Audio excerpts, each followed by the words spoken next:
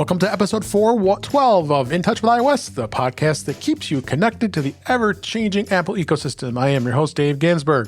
Each week, we break down the latest news, updates, tips, and hidden features across iPhone, iPad, Apple Watch, Mac, Vision Pro, and Apple TV, all with insights from friends, experts, and the Apple community.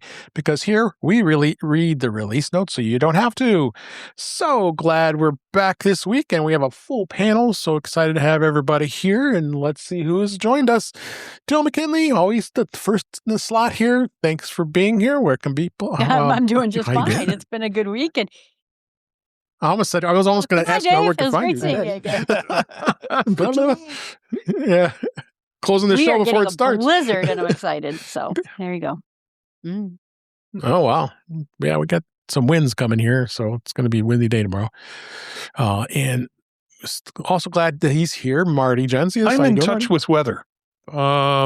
It's just cold and clear and dry.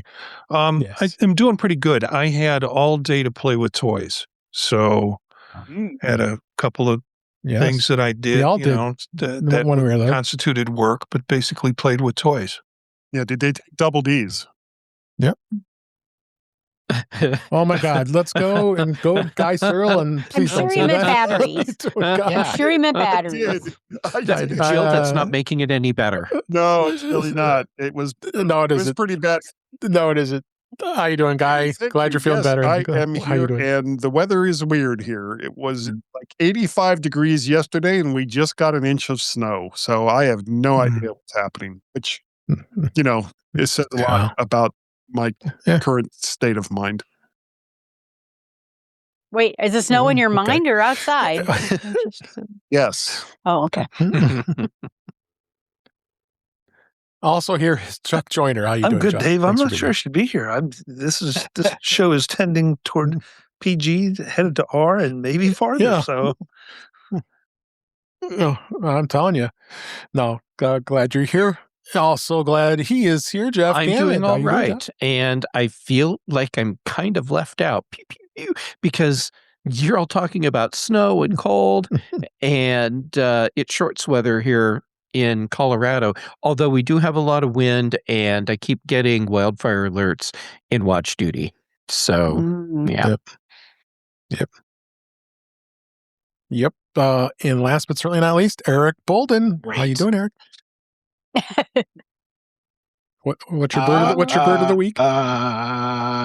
Sandhill crane. Oh, for this week, dancing in the middle of a field. Great. I saw one dancing too. Yeah, so cool. Oh, and let's welcome Doc. Is in the chat. How you doing, Doc? Doc Rock has joined us in the chat. Doc. Thanks for being here. He's actually on Facebook. Good to see you, Doc. Weather Bucket's also here. Thanks for being here as well. And so glad he's hanging out with us. So let's go ahead and hit what's going on this week. Some little bit of Vision Pro discussions, beta. There's some beta to talk about. Lots to talk about with Mac this week because I know we got this thing called the MacBook Neo that a few of us may have. We're going to hit on that. And then I might have a few new things as well as other topics. So let's just go right in here. And Apple did release visionOS beta 26.4, and really didn't have much in the way of change as we talked about on Vision Profiles. They really did not much. I can't really say anything. I didn't notice any differences. Marty and Eric, you tell us if you found anything different than I didn't. nothing really. The beta 4 is mostly bug fixes. It does have something that I think is exciting for gamers. I mean, I'm not a gamer, but the process of being able to do cloud XR foveated streaming support has happened, which from what I understand opens up a whole series of games as possibilities with the Vision Pro. And that I think was probably the biggest piece of that upgrade. Absolutely. Eric? Nope. Everything was smooth. Continues to work. It was nice. Yeah, it was faster. Yeah. Faster install. I noticed that too. I actually got to leave it sit on the stand, and it didn't even have to have it on my head. And all of a sudden I heard the sound, bing, boom. It was already updated. So I kind of like that. That was very pleasant here. So one other story I found to be interesting, and actually I'll give a shout out to Brian Flanagan Arthurs for sharing this with us in our Slack with Mac Voices. Apple Vision Pro users learned the hard way that flight attendants have had the final say. Actually, this is from our friend Andrew Orr, wrote this in Apple Insider. A Delta passenger was told by a flight attendant to remove his Apple Vision Pro. No major U.S. airline specifically bans the headset. The person shared their experience online saying a flight attendant asked them to remove it during a flight. The user said, I couldn't find any written airline rule banning the headset. Neither could we, and there really isn't much to say about it other than the fact that there are a lot of commenters saying the flight attendants are required to removing electronics that interfere with safety instructions. So maybe he was wearing it during the seatbelt discussion. Possible. Like I don't pay attention to that and have my AirPods on and not listening. So I think we've all heard it a dozen times or 1,000 times that we already know it. But there's nothing in the FAA rules that says that you're not allowed to put this on. This is the first time we've been ever hearing that. So who knows? This could drive something. Obviously, it's been getting lots of traction in social media. What do you think? Yeah, I mean, I read that article and I thought, well, this might have been an overambitious flight attendant. We don't know the whole end of the story in terms of conflict. I never put mine on when takeoff is or landing is having. So that could have been a bit of the conflict there. Pilots, who kind of said, that back there, they're the voice of the pilots, the attendants, but pilots, if you follow some of the chat in these articles, the pilots are like, nah, she should have de-escalated the situation instead of escalating the situation. And that's how it made story, basically. Well, remember, regardless of what the rules are, the flight attendants do have the final say. So whatever they say, once those doors close, whatever it is that they say goes. And, while I would love to wear a Vision Pro walking through the airport, especially through Orlando, if they say, take that off, don't use that right now, that's the way it works. And, you don't fight them on it because you're not going to win. Yeah, but we don't know the context of the rest of the story. When did they say that? I agree with you. If they say take it off during takeoff and landing, I think all electronic equipment and attention should be with that. And I do that with my own stuff. But there's no context in the story of why this was done other than she said, you have to take this off. So who knows? Well, there's the other thing that's going on right now where one of the airlines, I think it was American, basically said you cannot use any electronic devices that output a sound if you don't have headphones on. That woman was so mad. She let them have it, and then she was taken off the flight because she was playing a game on her phone with the beep beep beeps going. Well, I think the whole thing is annoying. You have to be, and for me, it's especially hard being as big as I am. I take up a lot of room, so if I'm not in economy plus or something like that, I have a tendency to kind of squeeze myself into the seat like this. But you try to be not a jerk, while you're flying, and have consideration for your fellow passengers. Maybe they don't want to hear your beep beeps and all that. So maybe they don't want to hear the song that you're creating on GarageBand or what have you. Just or maybe they don't want to hear your screaming children. Well, there's nothing you can do about that. There's nothing you can do about that. Marty travels with duct tape. Just saying. Yeah, and Benadryl. Benadryl works really well. Sealable plastic bags. So, there's that. And a hypodermic. Yeah. So I was just going to add to this that I think it's Delta has a ban on flight attendants wearing AI-powered smart glasses. So it is conceivable that there's a mishmash between I can't wear this to people aren't supposed to wear this. And there's also been kind of some comments on if you're wearing AI goggles fully immersed, you can't tell what's going on when they're trying to pass drinks and stuff across you. So perhaps where you're seating it matters, and are you obstructing the cart, or are you not hearing the instruction to move your foot out of the aisle? Did something happen the day before? Do they have a child that just immerses themselves and doesn't interact? Who knows? I don't see this being a long-term ongoing thing, but there aren't any rules out there yet. I'm sure there will be additional commentary going forward, especially as they come out with more glasses and other ways to consume media. I think I'm going to wear mine the next time I'm on a plane, and I'm going to cry the whole time. Good. There you go. I will say it is preferable for people to have their Apple Vision Pros on than for me to have to see what horrible thing you're watching on the screen next to me or on your iPad. But I try to avert my eyes, but Yeah. Like, I didn't know you could download that. Just bring a towel, and as soon as they start watching something, just start wiping stuff off your face. Yeah, you're not making it better, Eric. No, you're not I didn't know where you were going to take that when you started. I was thinking sharks, but I don't know. Maybe you weren't thinking horror films. I'm pretty sure half this night has just gone right over my head. Yeah. Dave is trying to it's for the best. Dave is trying to pretend that he's not hearing any of this. Let's go ahead. I'm hearing. Let's go ahead and move on. And move on to beta this week. Apple seeds the fourth beta of iOS 26.4 and iPadOS 26.4 to developers, and the public beta is out as well. And same stuff that's really been available. It's got playlist background features in Apple Music, Apple Podcasts. So there really hasn't been much in as far as any other feature changes when it comes to this. So not overly exciting. I've installed it on my new 17E. I'll talk about in a minute here. But haven't noticed anything out of the ordinary. Anybody who's on running beta have you not checked out the same? I have the emojis, people. Oh yeah, that's right. They mentioned emojis. There's a Bigfoot emoji, Jill.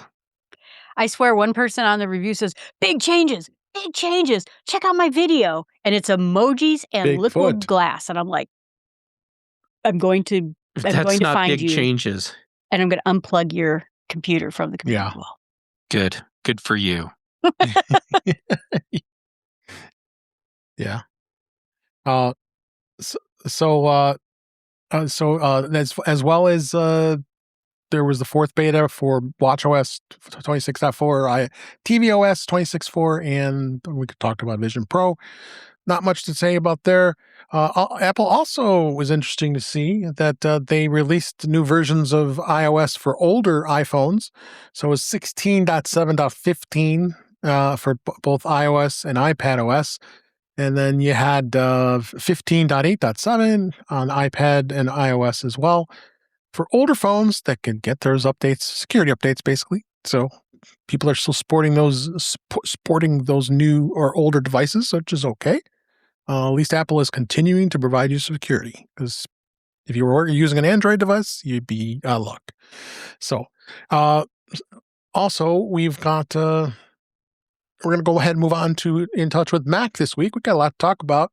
First off, they did release a new version of Tahoe 26.4, and developers and public have been released. And it says, Apple, Jill and I were talking about this earlier. I don't know if anybody's experienced it with Zoom. I didn't experience this. Why don't you go tell them what you experienced in Zoom? My MacBook Air is on 26, and it said, warning, Intel-based applications will no longer work.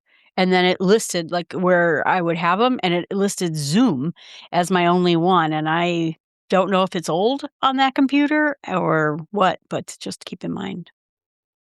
Is your MacBook Air Intel? No, it's Silicon. Then why would you get that warning? I don't know. Well, I just thought I kind of wondered, is Rosetta coding for Intel-based Macs? Is that what the warning is? And they just named it in a way people would understand? Well, It's Rosetta. If it's a Rosetta based app, and you may have just been updating that version all this time, but it always stayed as the Rosetta version. That's why I would probably go check out, because I believe Zoom was offering both versions at the time. That may have changed. I could be wrong, but I'm kind of guessing. I'll check that out. But other than that, there really not much else changed. Like Marty, anybody who's on beta, have you noticed? No, I do get some. I get some of the same warnings that Jill gets, and it confuses me because I know these apps are built outside of the Intel version. In fact, some of them I download and it's like, do you want the Silicon version? Yeah, but then I get a warning that says, this app at the end of the month, when they change the operating system, is going to stop working. And it's actually Ecamm is one of them that I get that warning on. So it's strange for me because it just keeps running. So I'm not going to worry about it till something bad happens. Well, it is beta, and maybe there's a problem with the way that alert is checking app flags. Yeah. Could be. All right. So then let's go ahead and let's talk about the MacBook Neo. There's so much discussion about this little guy. I got the opportunity to actually see it at the Apple Store today, a little earlier today, and I was impressed. Nice and lightweight. I played with it for a few minutes. The keyboard felt very comfortable. Nice color. I got to see the citrus, which I thought that was the one I was originally going to buy, but I'm not going to be that frivolous and have 3 Macs. So I'm going to stick with what I have. We'll talk about it a bit. But I'd love to hear Marty first, just to see what his first impressions are and how you've been liking this MacBook Neo, including you did mention to me, our friend Ewan challenged you to do a video to encode it from 4K to 1080p. And I'm happy to talk about this. Let me tell you an impression that I had yesterday, that I was setting it up and putting apps onto it and things like that I thought I needed. And I forgot that I was working on what everybody said was going to be a Frankenbook. It was going to be some weird version of a cheaper version. I'm like, this is just another MacBook. I mean, in the sense that it felt like I was working with a MacBook. The aluminum body, the keyboard, the operating system, all of that ran so smoothly. It's like I can see this as a MacBook, not as a cheaper version of an Apple computer. I did run the speed test, or the challenge that Ewan gave me, on Apple Creator Studio's version of Final Cut Pro. I've always kind of felt that if they're going to put it together a laptop that's going to be aimed at the education market, they must have figured out something for it to be able to run the apps in Apple Creative Studio, since they just put that software out a month ago.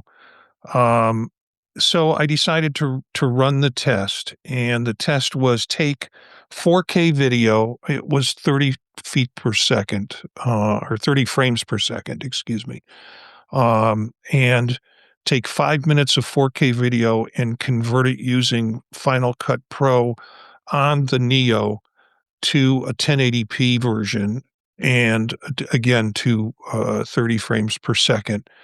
The original starting file, which I loaded, was 3 gigabytes, and the final converted version was 383 megabytes.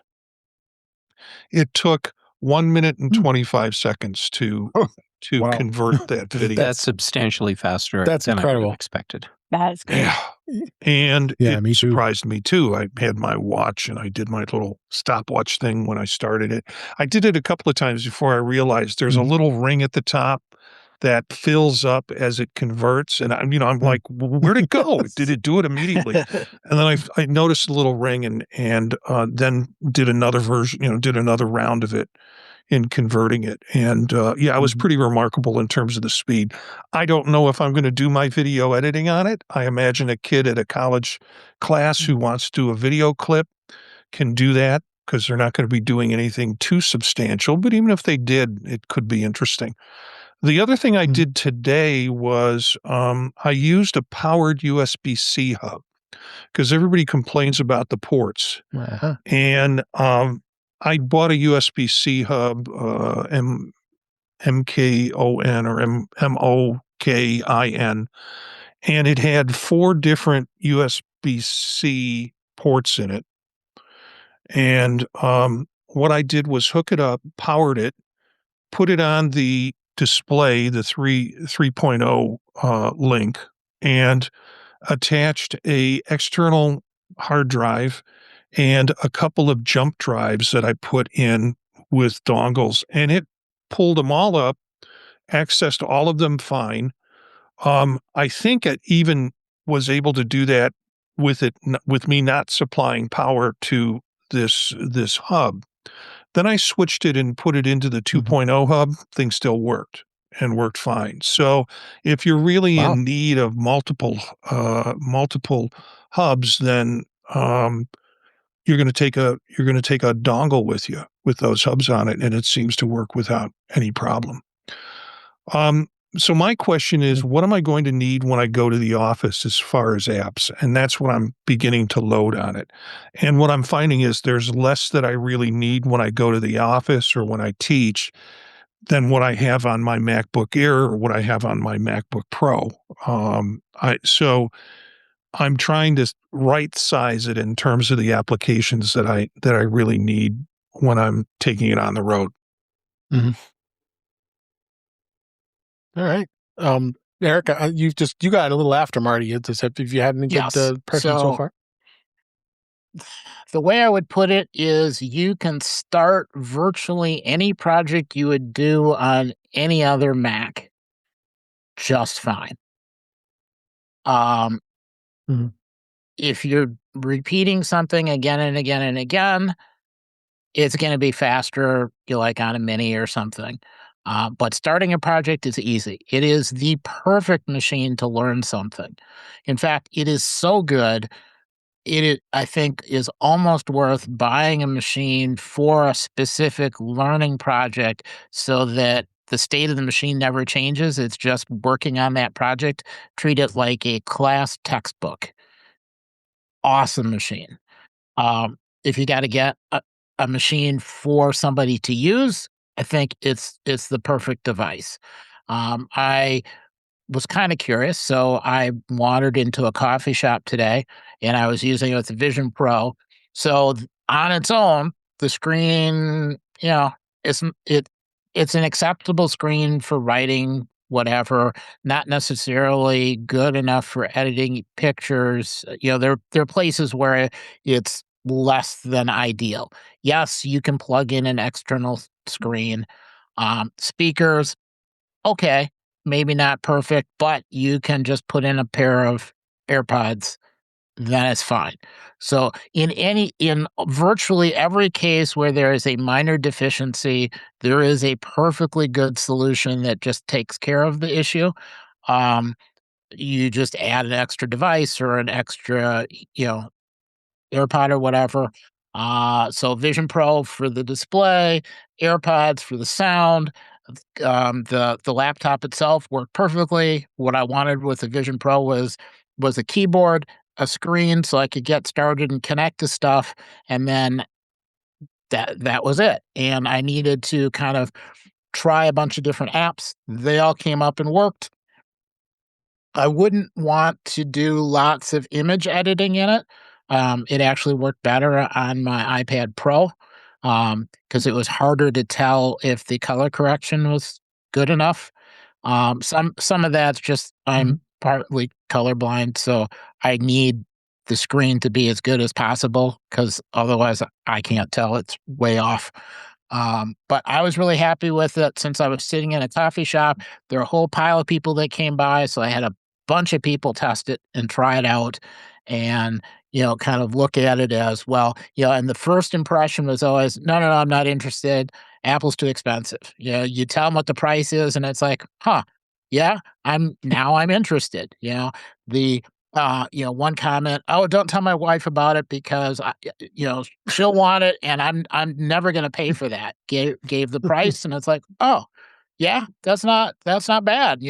Go ahead and tell her, because the enthusiasm hasn't fully started yet. I think as more people discover it and try it and share, that it is just going to kind of keep picking up more and more and more. And anyone starting something, perfect machine. If you get to the point where you outgrow the machine, you might have to go to something else. But other than that, they did an excellent job. Eric, what image editor did you use? I was using both Photos and Pixelmator Pro. Okay. Are you both on the base models, or did you go to the 512 model? I wanted the fingerprint sensor. Yeah, me too. Okay. So, and this is the most amazing part of this computer is, regardless of what it is you want to use it for, the most you're going to pay out the door is $699. Right. Now, interestingly enough, I was going to save it to when I picked up my Macs today at the Apple Store. The Apple sales guy told me that, I asked him, how's the Neo been? So it's been busy, it's been steady, it's been a lot of pickups today. But I asked, "Do you guys have any stock left?" And he's like, "Well, it looks like most people are picking up the lower end model, not they have plenty of stock with the Touch ID," which I think is kind of interesting. But because people want the lower end, they don't want to spend a lot of money, and especially if folks are going in there with education, they're getting it for $499. That's quite a hell of a deal. Even it's $599 when it comes to the one with the Touch ID as an educator. So I have this feeling. I have a good feeling this is going to be a crazy seller during Christmas time. Later this year. $699 gets awfully close to the Air. Go ahead. At that point, you might be like, it does. Yeah, the Air is still what, well, the M5 is at $1099 though. There? No. The M5 is $1099, so I say it went up. So to double their storage from 256 to right. And you get Touch ID. And the crazy thing is, when you consider what Apple usually charges for updates, $100 to double your storage is like, Katie barred the door. I'm blown away. I still don't know if because I'm kind of in the market for a new laptop, because I'm still rocking an M1 16-inch MacBook Pro. The only thing that holds me back from something like trading. the Neo is the fact that you can only get it with a 13-inch screen. And with my vision problems, I really, really need a bigger screen and a bigger keyboard. Sure. And you're just not going to get that with the Neo, at least for this round. Regarding the Touch ID, though, I have to wonder if, the big thing has been low cost. Okay, so here it is. I wonder how many people really appreciate just how nice Touch ID is and how convenient it is. Because these are a lot of people that we're speculating, and I'm doing it too, but you're speculating that they're relatively new to the Mac. And this may be their first foray in, and they don't appreciate the security benefits. They don't understand the convenience of it. Or if it's parents buying it for kids, it's like, kid, you can log in. So I wonder if it's just a lack of experience that may be driving that.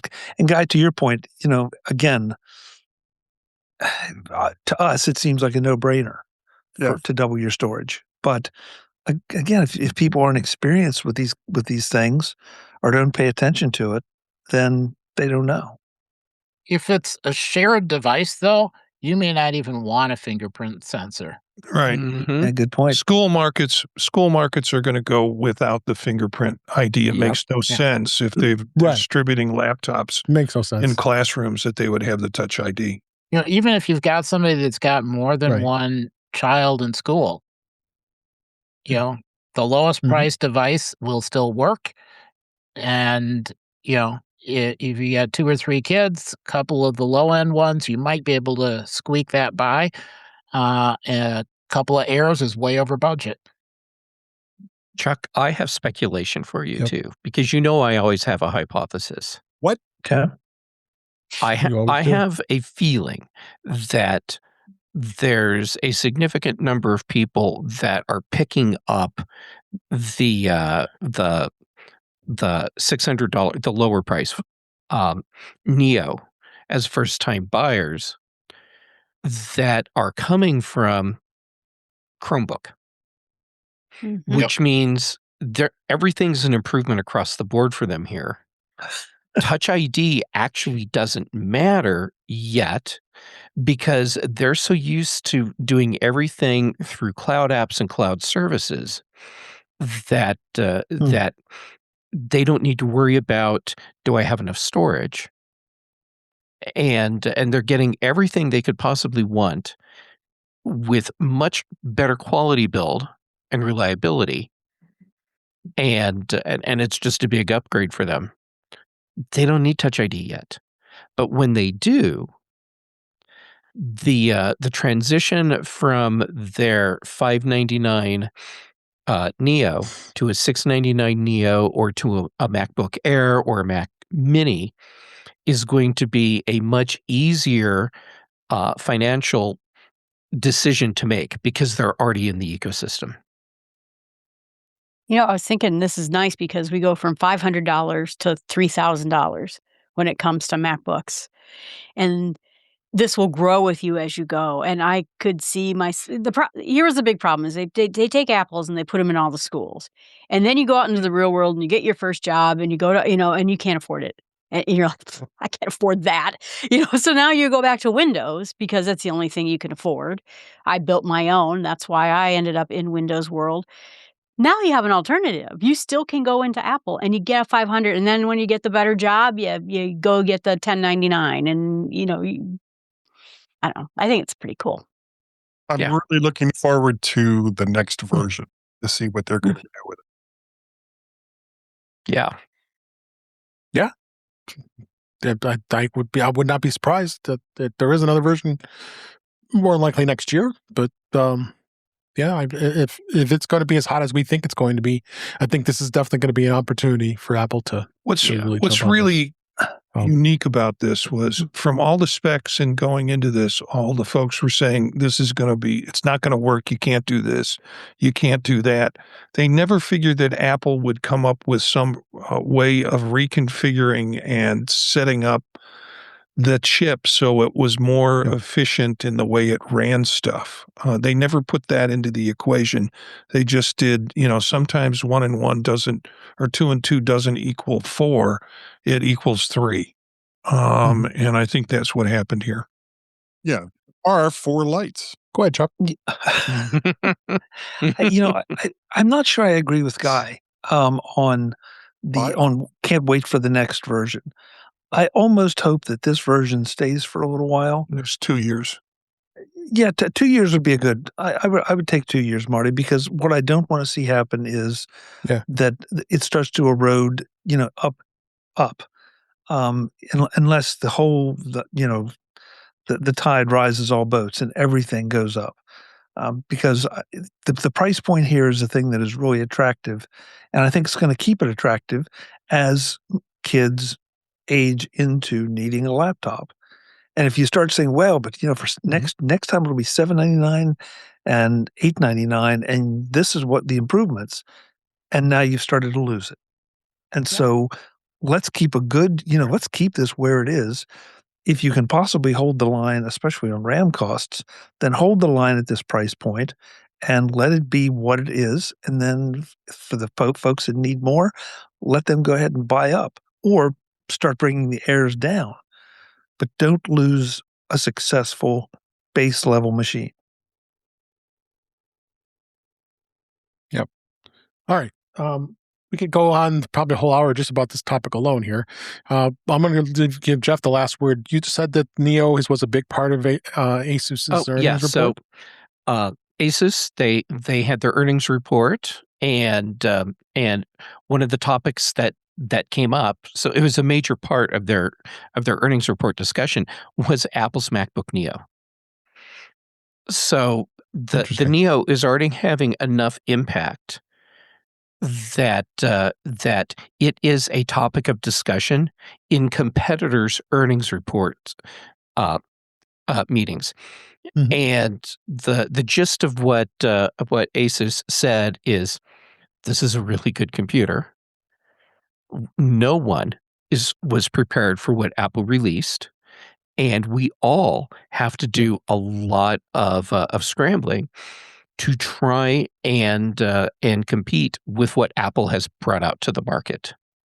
So, I mean, they were very transparent about, we can't compete with that, which I thought was interesting, and they made a point of saying it's not just us. It's the rest of the PC Chromebook market. They all see that they're going to have a problem because Apple just changed the game for them, and they're not sure how to compete with that. Well, you know what they'll do. What they'll do is they'll just make an even crappier machine that they can sell for less. Well, that's what they're going to do. Yeah. But they also know that's not going to fly with a lot of their potential customers, because their piece of crap will obviously be a piece of crap, and people can see what the Neo is. Without even touching it, they can tell this one is not a piece of crap. So if I'm going to spend $500 with my kid's student discount, why not get the thing that's not a piece of crap as opposed to spending $500 on a piece of crap? Yep. So, sorry about that. I keep doing that. That's worse. Boy, I'm going crazy here. I know. I think the biggest thing about just the piece of crap versus not piece of crap, you're also getting Apple security. The safety, and Chromebooks are, notoriously stealing your data because it's who it's owned by. And I don't know, I think besides getting a quality machine and getting that high-end security, it's great. Well, and you're also into the Apple ecosystem. And so the odds are that a lot of these, and again, we keep talking about kids, but a lot of these buyers probably already have an iPhone. And so now they're going to get a taste of that and how well things work back and forth. And for example, note syncing, put a note in the laptop and it's on the phone. Put a note in the phone, it's on the laptop. Shared, the calendars. There's so many things here in the Apple ecosystem that now are suddenly going to translate, and now they've got two pieces. So, and maybe sorry, joke, maybe more. And even while they have a student discount, so they can buy all the software for much cheaper. Or, just use what's built in for the most part. This is the first time you've been able to fully jump into the Apple ecosystem for under $2,000. You can get an iPad, a phone, AirPods, and a computer. Yeah, I've seen some of those comparison charts. They're pretty impressive.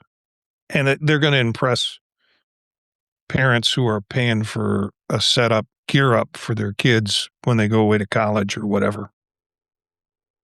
Yeah, and I'm really looking forward to the used market, because this is a device where a year or two from now, it's still going to be a useful device. And you can still pass it down to somebody else, or, grow into a new machine. I have no idea what the trade-in value is going to be, but, either on the used market again to a friend or whatever, they're going to expand the number of Apple users exponentially from this.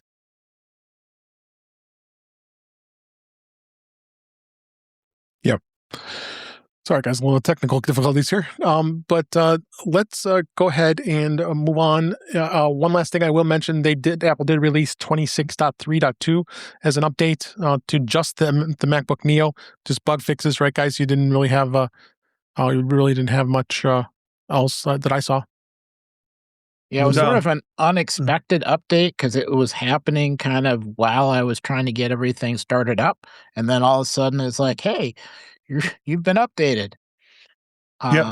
It was not totally smooth for some people, but I didn't notice any problems with it.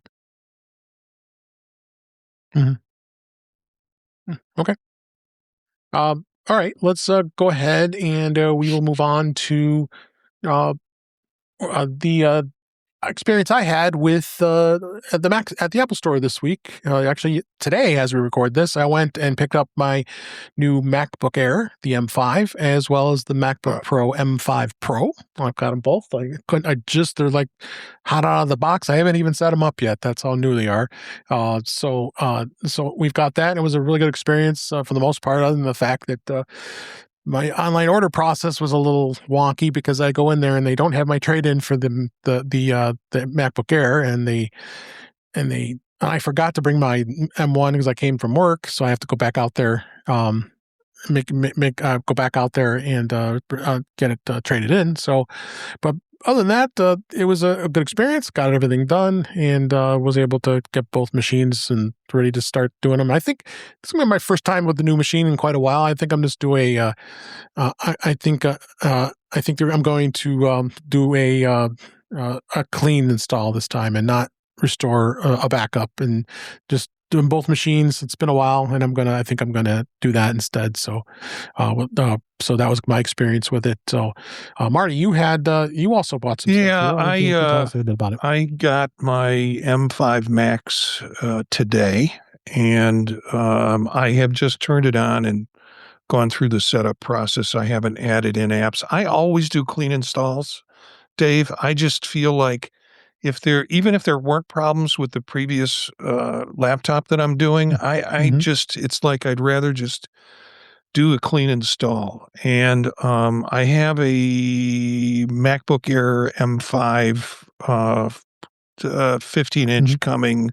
Well, it's supposed to come next Wednesday.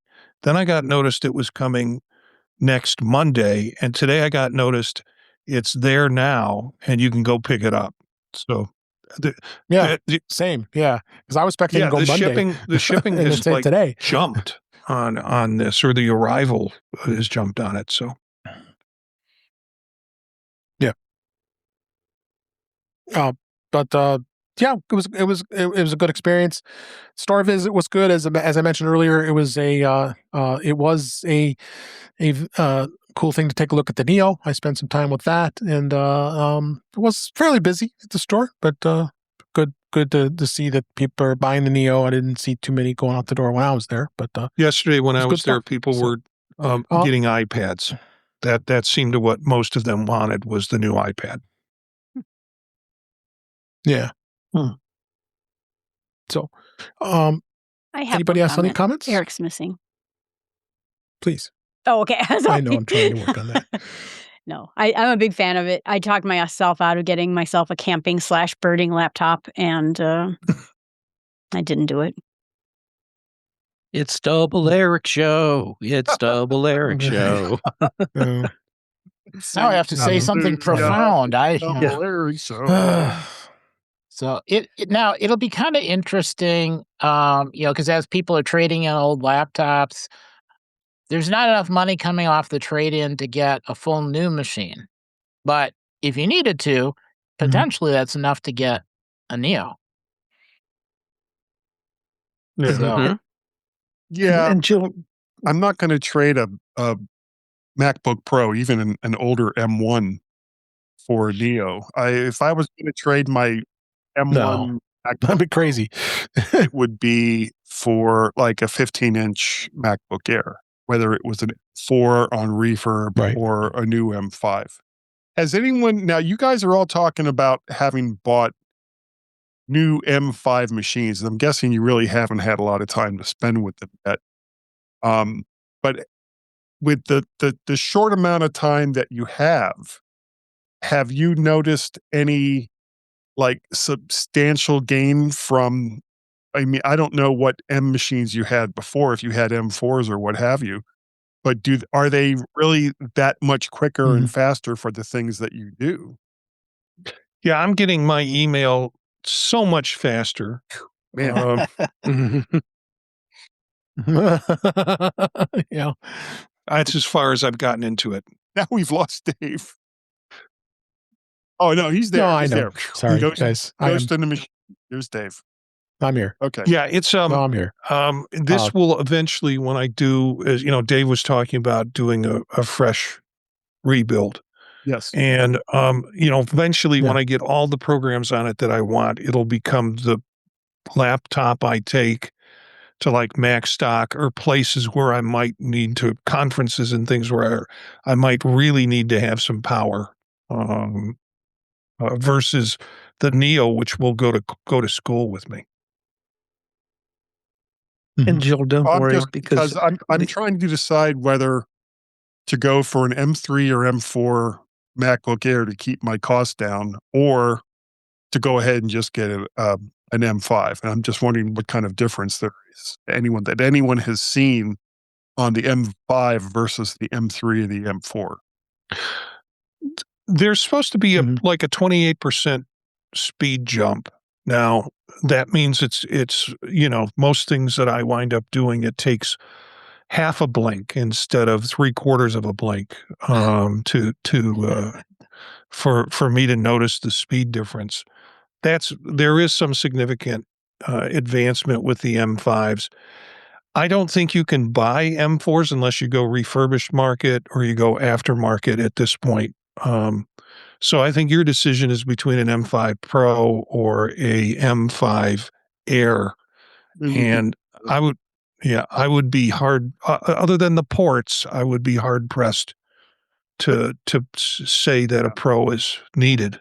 Well, you were talking about hubs and all that happy stuff earlier with the Neo. When I go for example, if I go to MacStock, I'm almost always setting up a podcasting station somewhere, right, which means I'm going to need a crap ton more USB-C and USB-A ports than any laptop is going to have. So if I have to use hubs anyway, does it really matter that much if I'm on a MacBook Air or a MacBook Pro? No. Simple. I don't think it'll matter. No, I don't think it would be either. I think the thing that would matter for you, Guy, goes back to, do you find an M4 or do you go with an M5? Yeah. And I think this year you probably wouldn't notice much difference, but it wouldn't surprise me if after we get all of the plumbing cleaning that we're supposed to get in macOS 27, that you would see a more noticeable improvement in performance on the M5 versus the M4. Even with, are you talking about with like video editing and audio editing and the stuff I typically do, or just mean in general? Some in general, but I'm assuming that with the types of things that I know you do, video and audio editing, right, that you'll see an improvement there too. Okay. Well, then first watch next time I'm in Colorado is on me for that wonderful advice. Thank you. Any opportunity to spend time with you, Guy, I am there. Okay. Sounds good. Is your nose getting bigger, by the way? Well, let me push that back. Okay. So is it okay now? Yeah, it's much better. Thank you. Okay. Thank you. Jeff is a real boy.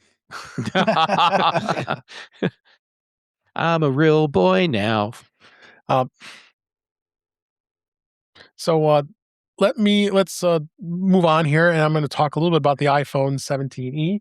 I opted to trade in the 16e I had last year because T-Mobile was offering had an offer I couldn't refuse. So, their quote unquote free phone, which I have to be committed to 2 years, of course. So I went ahead and did it, and literally the phone is, here it is here. It's not that different than the 16, other than this should have been the version they released last year, honestly, because this is the case that I bought for the 16e, and notice it fits perfectly fine. and the biggest thing is MagSafe, and then the screen's improved on it, and that's basically it. It's a small phone. I did do a bit of a snafu, and I erased the phone and removed the eSIM before I transferred it to this phone. So then I had to get on with T-Mobile to have them give me the QR code to get it to activate the line again, because it's a secondary line I have. So, but overall, not a bad little phone. $600 is a good deal. I think this is going to be a good entry level point for most people that are looking to get into the iPhone. Performance is nice. They bumped up the processor on it, and the camera obviously is going to be decent. It's not going to be a 17. We talked about this in the debate, but the 17 has the better camera. The 17E is just the basic camera, and the screen is a little better on the 17. Whereas on the, I do notice it because comparing it to a 17 Pro Max, the screen definitely is not as sharp as the 17 or 17 Pro or 17 Pro Max. But overall, not a bad deal. And if you're in the market looking for this phone, as a T-Mobile and other carriers I know are offering a deal where you just get the phone basically is free for 24 months. That's at least on T-Mobile anyway. I wouldn't be surprised AT&T does 36 months, which is ridiculous. And gives you a nice opportunity to be able to have a decent phone and then not have to spend a lot of money. You have to think about the 17 versus 17E is the $200 difference in price on the base model, the difference. The other thing they did do is they're making 256 gigabyte as standard, which is awesome. That is was well to be seen. Whereas Apple doesn't do that on the iPad, which is kind of interesting to say the least. Their base model is 128. So, but overall, it's been a pretty good experience so far.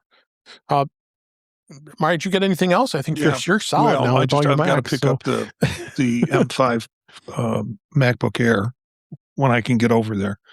Okay. But that's it. I'm solid. Yeah, for a while. Yeah, like I said, it worked out fine for me because all of a sudden the Air became available because I wasn't going to get it till Monday, and all of a sudden, it's available today. So I was able to get both of them at the same time. So just don't let my kids know where their savings bonds went. Our lips are sealed. That inheritance you were going to get.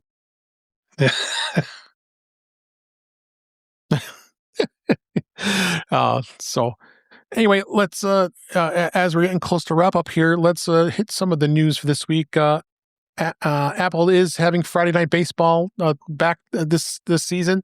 It's on March 27th. It's going to be the release.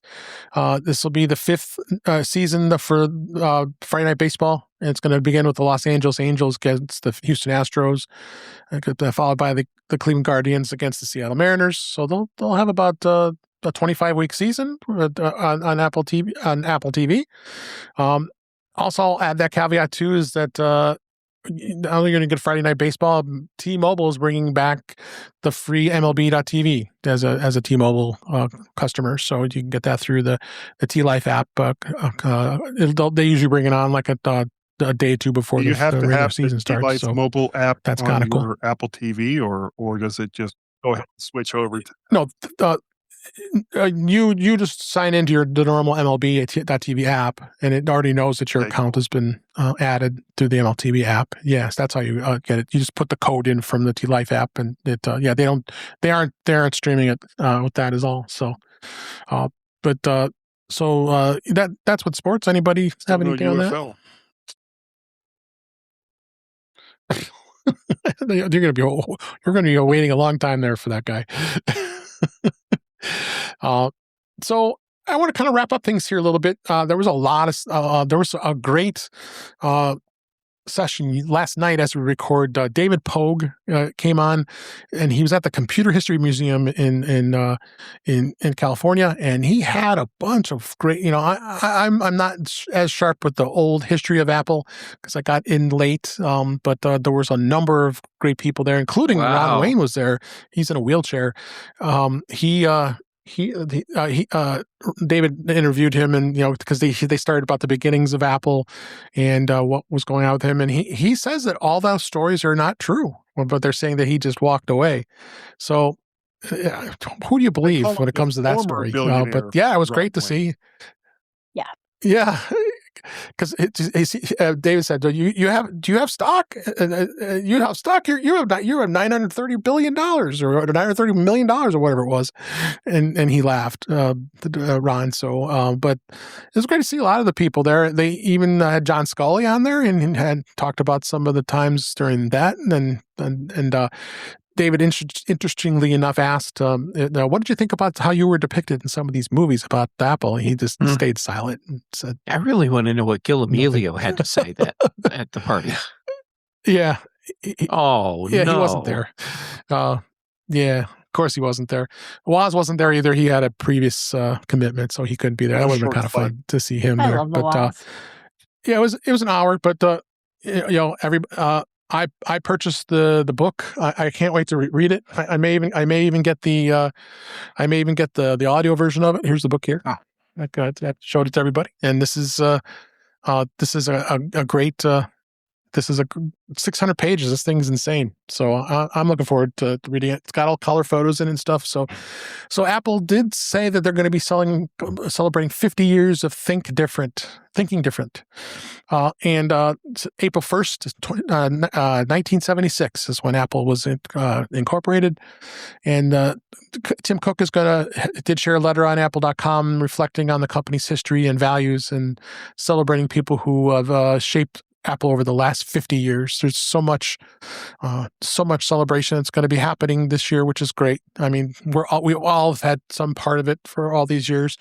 I got in late, but when I was in high school, I used an Apple too, but I wasn't anywhere near what I was into with Apple now. So it was kind of fun to watch that and see some of the history. I think Greg Jaws was there, and he made the comment. Anything before 1997 was irrelevant. We worry about now, and from that point on. So that was kind of a funny comment, and David Polk did a parody song. I can't remember the song it was, but you have to go back and watch it. I'll have a link in the show notes so that to watch that replay. It was a lot of fun to watch, and David's going to be making a lot of rounds in a lot of places. I think he was already on with Max Sparky, as well as I believe he's going to be on Twit and a number of other places. And he did interview with Tim Cook and he does CBS Sunday Morning. So he's an awesome journalist and author. I really like his writing. So yeah, can I make a plug for the book? Please. Only because Please, yeah. I like to consume things in little chunks. It's a big book, but each of the chapters are like 8 pages long, and they're topical. And in that sense, and it almost reads like an encyclopedia, but a chronological encyclopedia. But when I opened the book up, first thing I ran to was the Apple Vision Pro chapter and the development of that. And so you can consume it in bits and parts. You can consume it chronologically if you want to, but you're not going to get buried into long chapters on topics. You're going to get the history across in short, informative topics. The illustrations are incredible in it. There is the hardcover book. There is the Kindle version, which I think is around $20. Yep. And for those of you who like to consume things off devices instead of in your lap, the Kindle version you're not going to lose any content from the Kindle version, including the illustrations. Yeah. Yeah, I want to get the Audible.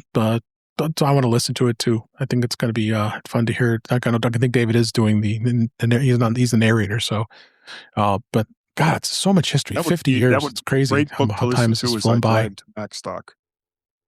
Yes. There you go. Anybody something? Any reflection or comments on Apple history? How about you, Chuck? No, I lived through so much of it. So yes, you did.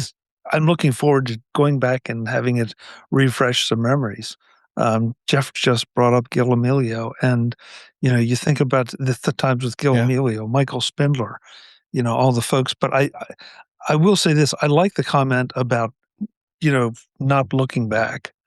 I think that's something that Jobs was notorious for, and he never rested on his laurels. I don't think he ever got truly satisfied. And I personally kind of like that idea for as a company and as an individual, that looking back is fun, looking back, but it also comes with a lot of baggage, and just keep moving forward. The They were talking a lot about the dark days. That's for sure. There were a lot of dark days during they almost going.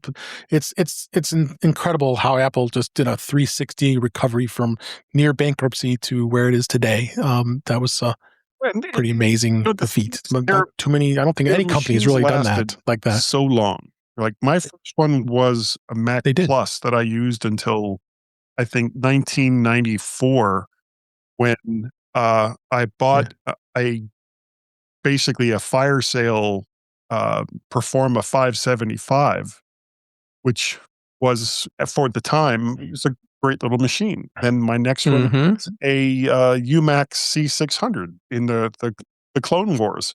Yeah. And, it's every single Mac I've ever owned has had a special place in my heart, especially as I was using them, because each one just felt personal. Whereas every single PC I've ever owned, it's just been like, okay, it's just a computer, But you have a Pismo PowerBook, G3 PowerBook, or that was a good computer. I know it was. Oh man, that was the model. Suede on the cover. Oh yeah, that was a glorious machine. When the Pismo came out and I bought that, that was the moment where I realized I no longer needed a desktop computer for the rest of my life. Yeah, because it had everything. Yeah,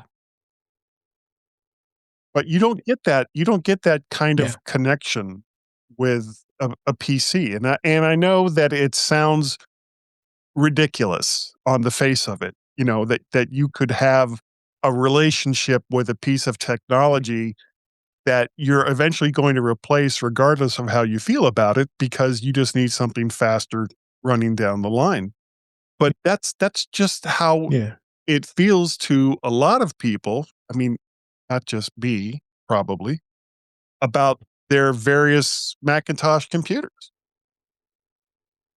Yeah. Guy, I'm not I think you almost have to define the word relationship, because I'm afraid that some people think it's a little bit weird, like, the whole AI girlfriend or boyfriend thing. And that's not it. It just became part of you. It became your tool. You're a constant companion in the sense of doing whatever it is you wanted to do, whether you were doing music, photography, art, business, productivity. It just, what's the first thing you reached for? You didn't reach for a pen or a paper or that. You reached for your Mac.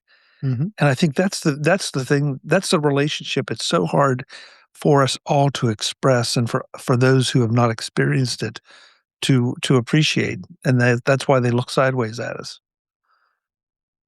Well, they look sideways at some of us for other reasons, but me more than others. We won't get into that. Yeah.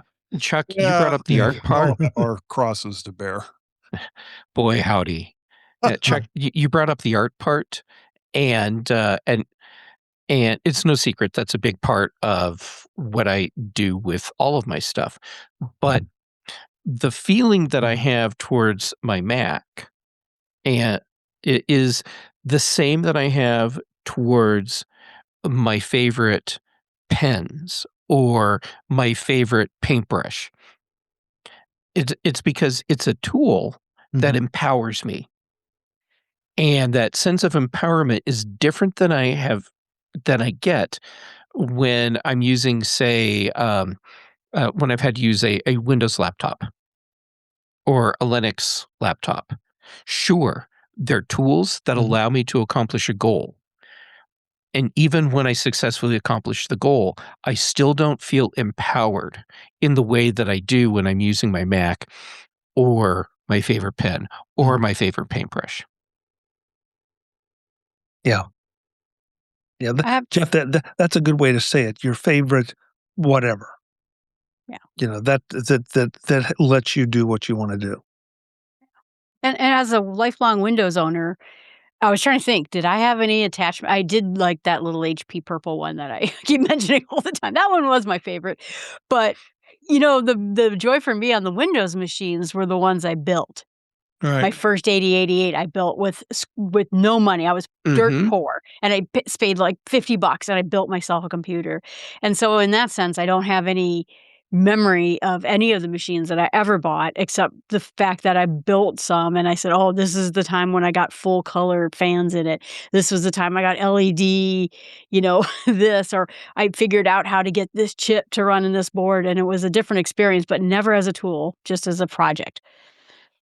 Yeah. Yep. All right. Anything else you want to add before we go and wrap up? Well, before we go, I want to make sure we mention MacStock because we got some exciting news this week. Actually, it was today. I just found out I am going to be speaking for a 10th year. Yeah. I'm very excited to hear about that. Yes. Jill, I believe you are also got confirmation, and I would think, Marty, you have as well. Got your confirmation, Chuck? Are you? Nope, you're I not got going a confirmation. To speak, right? Okay. Oh, you did confirmation, so you are speaking this year. I'm not allowed to speak. Excellent. Ever. Excellent. So it's the court order, isn't it? It's kind of is. Yeah. Okay. Great, Chuck. I'm so excited that you're going to be on the roster this year. So we got some real exciting, those were some exciting announcements. So you go to MacStockConference.com. It's the 10th anniversary of MacStock 10. Well, 3 full days of the conference, but you're going to also get that bonus with the Ecamm Creator Camp. And I can't wait to attend that. And that's going to be on the Thursday before MacStock starts. It is going to be so exciting to see all of our friends and be able to have a blast on that weekend. So it's including the Creator Camp. It starts Thursday, July 9th, all the way through July 12th on Sunday, and it's going to be at the Crystal Lake Holiday Inn in Crystal Lake, Illinois. And just go to that site. There, I have a link in the show notes for the registration as well as that. So again, MacStockConference.com. Come check us out. You have Jill, Marty, Chuck, me, Dave, and there's going to be a bunch of others as well. So we'll start hearing it. And I'll have a link in the show notes. Actually, Mike's going to be doing a live stream this coming Saturday, tomorrow. I believe it is. Or is it Monday? I thought it was. Oh, it's tomorrow. It's Friday. Yeah. Yeah. It is tomorrow. So we'll have a link in the show notes so you want to watch the live. That's right. Marty's going to be with Mike on that episode, I guess, called. So exciting times. Come check us out. We'd love to have Dave, you be with us. If you can, get a room at the Holiday Inn. There's special pricing. For MacStock for Holiday. It's a great deal, which is much less than you normally pay staying at the Holiday Inn there. And not only does that mean you're going to be right where all the action is. It doesn't mean, it means you don't have to drive anywhere. You park your car, you go inside the hotel, stew in your own juices. You're there for 4 days. Thanks, Guy. Yeah. God, stew. Okay, I think that's a good segue to go ahead and wrap up this week. But thanks all of you for being here. But but for now, let's go and find out where everybody can find you. Sorry for the technical difficulties we had. I kind of messed up Ecamm a little bit, but I got Eric Bolden here. He's been a good sport, and everybody gets to see you in your glory. Where can people find you? I can be found on Mastodon at eabolden@mas.to. Otherwise, Mondays in Virtual Land on Vision Profiles. Well, actually, we're all really there, but Tuesday on Mac Voices Live, and of course, Thursday on In Touch with iOS. Kind of progressing through all of the OSs throughout the week and the news that comes up throughout the week. Excellent. And Jeff Gamet, thank you for being here, and I'm so excited you're speaking as well. Well, first, I realized everyone on the panel tonight, we're all going to be at MacStock. Yes. And nearly all of us are going to be speaking. Sorry about the court order, Guy. I know. Look, I pleaded guilty for a reason. I get it. You both will be at MacStock, but you're going to have to stay 200 yards apart from each other. Yeah, awkward. I get to sleep in my car. is what it is. Yeah. Right. How about Jay Gamet on all the social medias, mostly, though, on Mastodon and PixelFed and Blue Sky. And then for shows, Chuck's Mac Voices Live on Tuesdays, here for In Touch with iOS on Thursday. So, Dave, thank you for letting me join in. Then on the British Tech Network, The Big Show and The Mac Show. Also, Brian Chaffin and I, we do The Context Machine, and Patrice Brendamore and I do Retro Rewatch. Great. Thank you so much, Jeff. Chuck Joyner, I'm excited you're speaking too. That's awesome. You took a year off last year, and now you're going to be speaking. That's awesome. I can't wait to find out what you're talking about. But people know where they can find you'll find everything. Soon to be featuring The Road to MacStock, where we'll be talking to everyone that is speaking at MacStock here and anywhere else that we can run into them. The live show, as was mentioned, is Tuesday nights at 8 p.m. at youtube.com/MacVoicesTV. Come on over there and abuse us in the chat room. And on all the socials, you can find me as @ChuckJoyner. Thanks, Dave. Thanks. Thank you, Chuck. I appreciate it. And Guy Serle, it's always great to have you. I'm so glad you were able to make it back this week. You can find me and Chuck Joyner on the latest episode of the G-Men show. I don't know if Chuck wanted me to mention that, but kind of too late. Well, if he didn't pay you to keep your mouth shut, that's on him. Yeah. How much would it have cost me, Jeff? Well, I do have bills to pay. That's the show I normally do with Gazmaz since 2010. And, of course, Mac Voices when I'm not deathly ill or in Florida. On Tuesday nights and In Touch with iOS right here. You can find me on the socials as MacPettit, on Twaxter and Skies of Blue. What else? That's about it. I got a Google Voice number and we talk about it incessantly for some stupid reason. But I'm enjoying myself, and I'm also going to be at MacStock, and I won't be speaking. Have a piece Can't wait over my mouth. No, but you can hang out with us. Speak through it, but it's there. There you go. There's some Italian beef for you too. Yeah. All right, thanks, Guy. And Marty Jencius, so glad you're speaking at MacStock as well. And you can find me at Jencius, Jencius on Blue Sky and also on Mastodon. Of course, Tuesday nights with Chuck on Mac Voices, Thursday nights here. And then this is kind of I think it's a record week for me. I'm putting out an episode of every one of my podcasts this week because it's spring break and what the hell else do I have to do? So we had an episode of Vision Profiles. We had an episode of that I released today on AI productivity workflow. I have an episode coming up tomorrow on Tech Savvy Professor, another episode of 15-minute bites. And my son is back from his 2-week bachelor party. And so I'm hoping to get him on an episode of Gear Up and Go sometime this weekend. So, Marty, is your son coming with you to MacStock again? I don't think so. I wish he was. But it was so great meeting him last year. Bachelor party.